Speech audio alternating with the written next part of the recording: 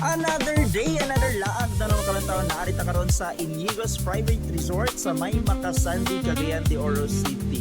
Ali ubanimi og atong lantawon.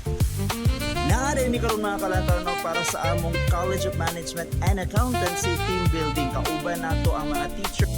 Ali mga kalantaw og iturta mo kung unsay naa sa Inigo's Private Resort. Kung napangita kag venue mga kalantaw para sa imong special event or any occasion, pwede pa debut, birthday, team building, pwede ra kay na og duol ra kaayo diri sa Cagayan de Oro City ang Inigo's Private Resort. So makita ninyo mga kalantaw na asay pool, napud siya murag event center nga naay payag-payag diri. Then naapod sila'y accommodation. Ali atong sudlon. Yan. Tara, tag-iya. Sabi niya 7:30. Yan. So, mauna siya ang sulod sa Inigo's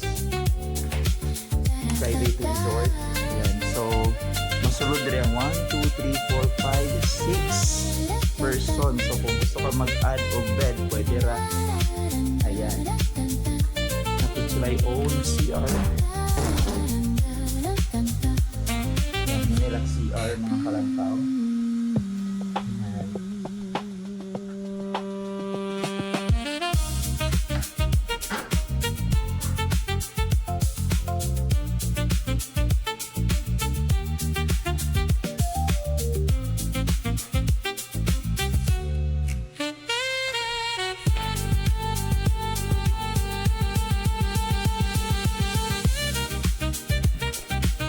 Ayan na, so naa sa pikas, unom ang maigo, then napod tay separate diri.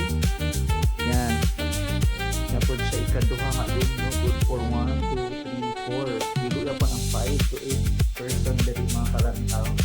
Napod siya own na CR. Yan, napod siya own na CR. Now for only 27,000, pwede na ninyo i-rent ang place overnight. So mag-start ang oras alas 2, no? Check-in time is 2 p.m.